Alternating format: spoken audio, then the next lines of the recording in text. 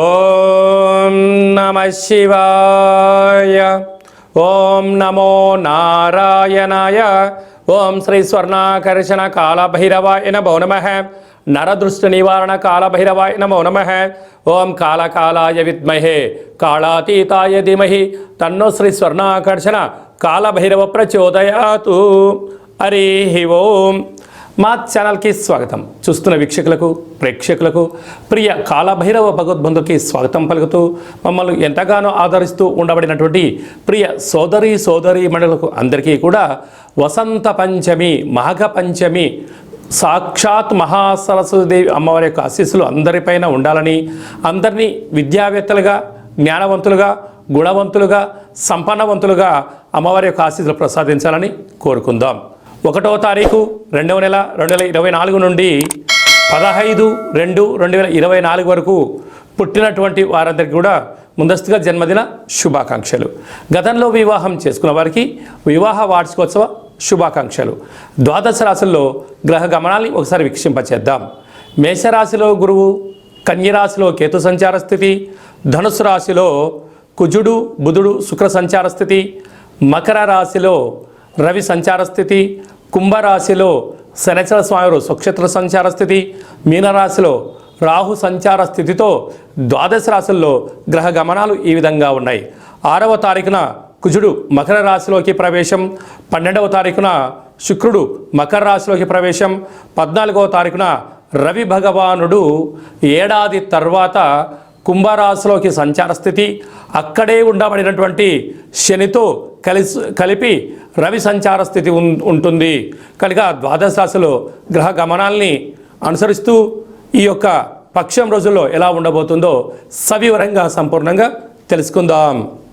మకర రాశి వారు మాఘ పంచమి సందర్భంగా అమ్మవారి యొక్క ఆశీస్సులు ఎలా పొందాలో ఈ వీడియోలో సవివరంగా సంపూర్ణంగా తెలుసుకుందాం. మకర రాశిలో ఏ నక్షత్రాలు వస్తానగా ఉత్తరాషాఢ నక్షత్రంలోని 2, 3, 4 పాదాలు, శ్రవణ నక్షత్రంలోని 4 పాదాలు, ధనిష్టా నక్షత్రంలోని 1, 2 పాదములు కలిపితే మకర రాశి. చాలామందికి పుట్టినటువంటి కాల సమయంలో డేటా బర్త్లు లేనటువంటి కారణం వల్ల పేరు యొక్క మొదటి అక్షరాన్ని అనుసరిస్తూ ఆ రాశిని తెలుసుకునే ప్రయత్నం అవుతుంది. అవి ఏ అక్షరాలు ఒకసారి పరిశీలన చేద్దాం. బో, జా, జీ, జూ, జే, జో, ఘ, గ, గి అక్షరాల వారందరూ కూడా మకర రాశి జాతకులే. మకర రాశి యొక్క అధిపతి శనిచర స్వామివారు. వీరు మాఘపంచమి సందర్భంగా అమ్మవారికి తెల్లటి నువ్వులతో కూడుకున్నటువంటి సున్నుండలు లాంటివి కానీ, నువ్వులతో కూడుకున్న పదార్థాలు కానీ, పాల పాయసం లాంటివి కానీ, పెరుగు దద్దోజనం లాంటివి ఆహార పదార్థాలు, తెలుపు వస్త్రాలు, తెలుపు గాజులతో అమ్మవారికి అర్చన అభిషేకం చేసినట్లయితే విద్య, ఉద్యోగ, వ్యాపార, సంగీత, సాహిత్య, నృత్య అనేక కార్యక్రమాల్లో అన్నింటా విజయం మీ సొంతం కాబోతుంది. అంటే వీరికి ఒకవైపు ఏళ్లనాటి శని చివరార్ధ సంచార స్థితిలో ఉంది కనుక ఈ బుధాదిత్య రాజయోగం రాశిలోనే ఉండడం వలన ప్రభుత్వ అధికారులతో సఖ్యత, మౌనం, ధ్యానం, ఏకాగ్రత, మీ జన్మ నక్షత్రం రోజున మంగళ శనివారాల ఎందున అష్టమి తిథి ఎందున దూరావాయు జల ప్రయాణాలు పెట్టుకోకపోవడం ఉత్తమోత్తంగా భావించగలగాలి. ధనస్థానంలో శని సంచార స్థితి ఉండడం వలన ధనపరమైనటువంటి స్వల్పమైన చిక్కులు ఉండే అవకాశాలున్నాయి కనుక ధనాన్ని సమయాన్ని దయచేసి వృధా చేసుకోవద్దు. తృతీయ స్థానంలో రాహు సంచార స్థితి ఉండడం వలన తల్లిదండ్రులు, అత్తామామలతో స్వల్పమైన విభేదాలు రాబోతున్నాయి. డబ్బుల ఇచ్చిపుచ్చుకునే వ్యవహారంలో బంధువులతో మిత్రులతో దయచేసి వాగ్వివాదానికి ఇది సరైన సమయం కాదు అని చెప్పి గమనించాలి. అర్ధాస్తమ గురువు కారణం వలన దూర, వాయు, జల ప్రయాణాలు పెట్టుకునే కాల సమయంలో 1కి 100 సార్లు ఆలోచించగలగాలి. సమయం, ధనం వృధా అవ్వడమే కాకుండా పనులు కాకుండా అనేక రకాల ఇబ్బందికి మీరే ఇబ్బంది అవుతారు. భాగ్యస్థానంలో కేతు సంచార స్థితి ఉండడం వలన భార్యాభర్తలు, ప్రేమికులు, పార్ట్నర్షిప్ వ్యవహారాలు నడిపించేటప్పుడు ఓపిక, సహనం, పట్టుదల అవసరమని చెప్పి గమనించాలి. వ్యయంలో కుజ సంచార స్థితి ఉండడం వలన మీ జన్మ నక్షత్రం రోజున మీరు వాహనాలను, ధనాన్ని, లావాదేవీలను దూరంగా ఉండడం వలన సమయం, ధనం వృధా కాకుండా శత్రు ప్రభావాన్ని తొలగించే పరిస్థితి అధికంగా ఉంటుంది. డాక్టర్లు, వ్యాపారవేత్తలు, వ్యవసాయ సోదరీమణులు, గృహ భవన నిర్మాణ కార్యక్రమం చేసే వారికి చాలా మంచి కాలము అని చెప్పి గమనించాలి. ఫిబ్రవరి మాసంలో ప్రథమార్థంలో ముఖ్యమైనటువంటి పండుగల గురించి క్లుప్తంగా సవివరంగా సంపూర్ణంగా తెలుసుకుందాం. 3వ తారీఖున బహుళాష్టమి విశాఖ నక్షత్రము శనివారం సందర్భంగా, అలాగనే 9వ తారీఖు 2వ నెల 2024 పుష్యమాస అమావాస్య కళౌ వెంకటనాయక అనే వెంకటేశ్వర స్వామి యొక్క జన్మ నక్షత్రం అవ్వడం వలన శ్రీ క్షేత్రపాలక కాళభైరవ స్వామి వారి యొక్క పూజ, అర్చన, కాళభైరవ అష్టకం చదవడం, వినడం యోగదాయకం అని చెప్పి గమనించగలగాలి. ఒక్కొక్క మాసంలో ఒక్కొక్క కాళభైరవుడు ఉంటాడు కనుక ఈ పుష్యమాసంలో శ్రీ క్షేత్రపాలక కాళభైరవ స్వామిని స్మరించడం, ధ్యానించడం, ఆరాధించడం, కాళభైరవ అష్టకాన్ని వినడం వలన అంటే ప్రతి ఇంట్లో ఒక పెద్ద ఆయన ఉంటాడు. ఆయన రక్షణ బాగుంటేనే ఇంట్లో వాళ్ళందరూ బాగుంటారు కనుక మనము మన కుటుంబ సభ్యులందరం కూడా క్షేమంగా, లాభంగా, ఆయురారోగ్యాలుగా ఉండగలగాలి అన్నట్లయితే శ్రీ క్షేత్రపాలక స్వామి వారి యొక్క స్మరణ, ఇంట్లో కూష్మాండ దీపము, కాళభైరవ స్వామి యొక్క సౌభాగ్య ముడుపును కట్టుకొని చేయడం వలన సర్వత్రా శుభం కలుగుతుంది.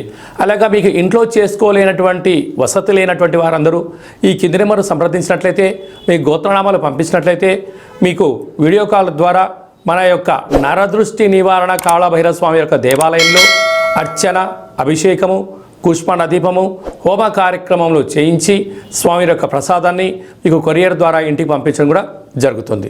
అలాగనే మనకు 10వ తారీఖు నుంచి ఫిబ్రవరి 10వ తారీఖు నుంచి మాఘమాసం ప్రారంభము. శాస్త్రాల్లో మనకి ఏమని చెప్పారయ్యా అంటే ఆమాకావై ఆషాఢ, కార్తీక, మాఘ, వైశాఖ మాసములు అద్భుతమైనటువంటి ఆధ్యాత్మిక చింతనకు మంచి మాసాలు అని చెప్పడం జరుగుతుంది. కనుక మాఘమాసంలో పరమేశ్వరుడి యొక్క స్మరణ, స్వామివారి యొక్క దర్శనం, అభిషేకం వలన యోగం కలుగుతుందని చెప్పి గమనించగలగాలి.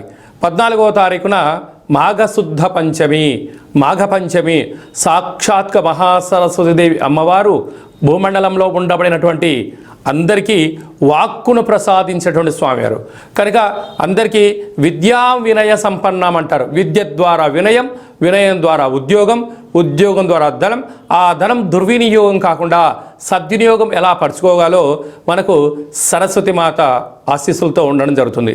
అందుకే మనము 3వ సంవత్సరం చిన్నపిల్లలకు పడగానే మొట్టమొదటి అక్షరాభ్యాసం ఎప్పుడు చేయించాలి అని చెప్పి అనేక మంది తల్లిదండ్రులు ఎదురు చూస్తుంటారు.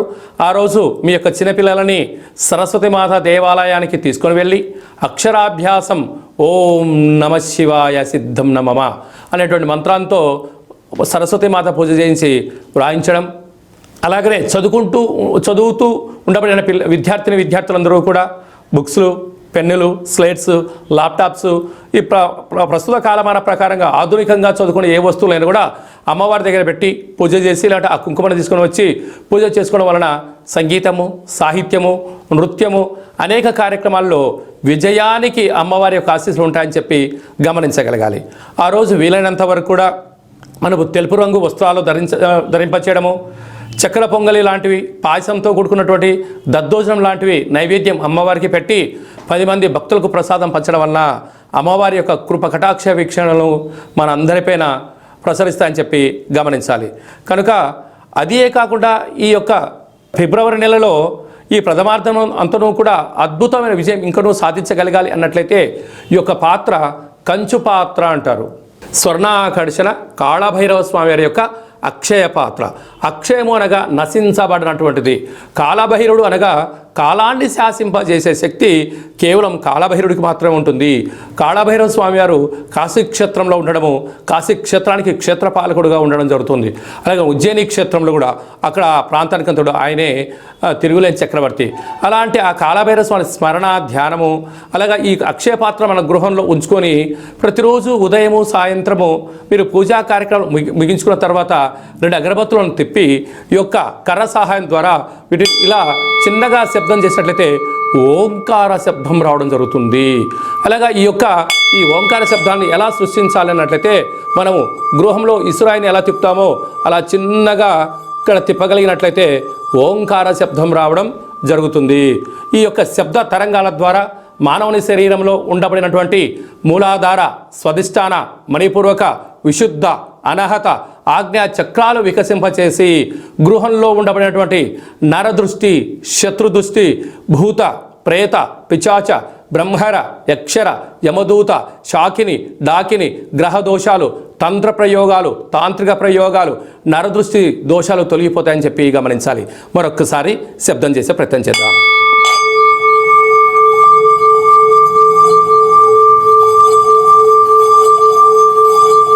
ఈ యొక్క శబ్ద తరంగాల్ని ఇంట్లో ప్రసరించడం వల్ల సర్వము ఐశ్వర్యం కలిగి అపార కుబేర సంపన్నులు అవుతామని చెప్పి గమనించాలి. ఈ యొక్క అక్షయ పాత్రతో పాటు ఒక కాళభైరవ స్వామి యొక్క పిరమిడ్ని, సౌభాగ్య ఒట్టిని, డాలర్ని, కంకణాన్ని, మీ యొక్క పేరు పైన 41 రోజులు కుష్మాండ దీపాన్ని, కాళభైరవ హోమాన్ని మీకు ప్రత్యక్ష ప్రసారంగా చూపించి స్వామి యొక్క ప్రసాదాన్ని మీకు అందజేయడం జరుగుతుంది. ఆసక్తి గలవారు ఈ కింది నెంబర్ని సంప్రదించవచ్చు. అలాగనే మీ వ్యక్తిగత జాతకం తెలుసుకోవాలనుకుంటున్నారా?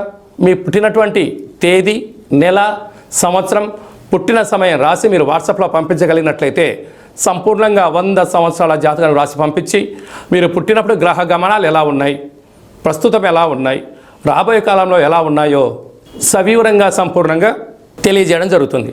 అలాగే డేట్ ఆఫ్ బర్త్లు లేనటువంటి అనేక మందికి మీ పేరు మొదటి అక్షరాన్ని అనుసరిస్తూ గవళ ద్వారా అనగా రమణ శాస్త్రం ద్వారా భూత, భవిష్యత్, వర్తమానాన్ని కాళభైరవ ఉపాసన చేత తెలియజేయడం జరుగుతుంది.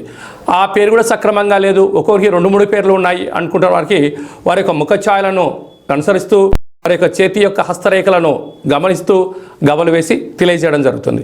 అలాగనే మీ అబ్బాయికి కానీ అమ్మాయికి కానీ ఎంత ప్రయత్నం చేసినా వివాహం అవ్వడం లేదా, ఎందుకు అవ్వట్లేదో తెలియజేస్తూ వచ్చేటువంటి అబ్బాయి కానీ అమ్మాయి కానీ గణాలు, గుణాలు, ఆ యొక్క వారి వివాహ తదనంతరము సంతానము, యోగము, ఎలాంటి యోగాలు ఉన్నాయో కూడా తెలియజేయడం జరుగుతుంది. అలాగనే గతంలో వివాహమైన దంపతులు తరచుగా గొడవపడడం, పోలీస్ స్టేషన్లు గొడవలతో దారితీస్తున్నాయా, ఎందుకు అలా దారితీస్తుందో తెలుసుకొని పార్వతీ పరమేశ్వరులాగా ఉండేటువంటి ఆధ్యాత్మిక సలహాలు, సూచనలు మీకు ఇవ్వడం కూడా జరుగుతుంది. అలాగనే చాలామందికి జన్మకో శివరాత్రి అన్నట్టుగా బర్త్డే, మ్యారేజ్ డే సంవత్సరానికి ఒకసారి వస్తుంది. ఆ బర్త్డే వచ్చిన రోజన్న ఇంట్లో శుచి శుభ్రతగా ఏర్పాటు చేసుకొని నూతన పట్టు వస్త్రాలు ధరింపచేసుకొని ఇంట్లో ఒక లక్ష్మీ గణపతి హోమము, ఆయుష హోమం చేసుకొని 10 మందికి అన్నప్రసాద వితరణ చేయండి. మీకు సంవత్సరాంతం ఆయురారోగ్యాలుగా ఉంటాయి. అలా కుదరలేనటువంటి పక్షంలో మన యొక్క దేవాలయంలో 12 జ్యోతిర్లింగేశ్వర స్వామివారికి, సహస్ర నర్మదా శివలింగేశ్వర స్వామివారికి, శ్రీ కాళీ సమేత నరదృష్టి నివారణ కాళభైరవ స్వామికి మీ పేరుపైన అర్చన, అభిషేక, హోమ కార్యక్రమాలు చేయించి మీకు ప్రసాదం కూడా అందజేయడం జరుగుతుంది. కనుక మనమందరము కూడా జన్మదిన వేడుకలు చేసుకుందాం. వివాహ వార్షికోత్సవ కార్యక్రమం జరుపుకొని మీ ఇద్దరి మధ్యలో ఉండబడినటువంటి ఆటంకాలను తొలగించుకునే మానవ ప్రయత్నం చేద్దాం. అలాగనే మనం ఇంట్లో కాళభైరవ పూజ చేసుకోవాలి, ప్రతిరోజు మన పైన అర్చన ఎలా చేయించుకోవాలి, ప్రతిరోజు మన అభిషేకం ఎలా చేయించుకోవాలి అనే విషయాలను కూడా ఈ కింద మనం సంప్రదించినట్లయితే మీకు అందరికీ కూడా ఆ కాళభైరవ స్వామికి ఆశీస్సులను ప్రసాదింపజేయడం జరుగుతుంది.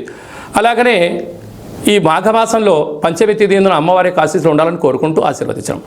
ఓం ప్రణో దేవి సరస్వతి వాజేభిర్వాజినీవతి ధీనామ విత్రీవతు మహాకాళి మహాలక్ష్మి మహాసరస్వతి దేవతాభ్య నమో నమః. అందరిపైన ఆ సరస్వతి మాత ఆశీస్సులు ఉండాలని కోరుకుంటూ ఆశీర్వచనం. ఈ వీడియో మీకు నచ్చినట్టయితే లైక్ చేయండి, షేర్ చేయండి, మా ఛానల్ని సబ్స్క్రైబ్ చేసుకోండి. మేము చేస్తున్న ఆధ్యాత్మిక వీడియోలు అందరికన్నా ముందుగా మీరు చూడాలి అన్నట్లయితే గంట సింబల్ ప్రెస్ చేయండి, అలానే బటన్ కూడా తెలియచేయండి. మీరు ఎవరి క్షేమాన్ని అయితే కోరుకుంటున్నారో లేక మీ క్షేమాన్ని ఎవరైతే కోరుకుంటున్నారో ఈ ఆధ్యాత్మిక సమాచారాన్ని చేరవేసి భగవంతుడి యొక్క ఆశీస్సులు పొందగలరు.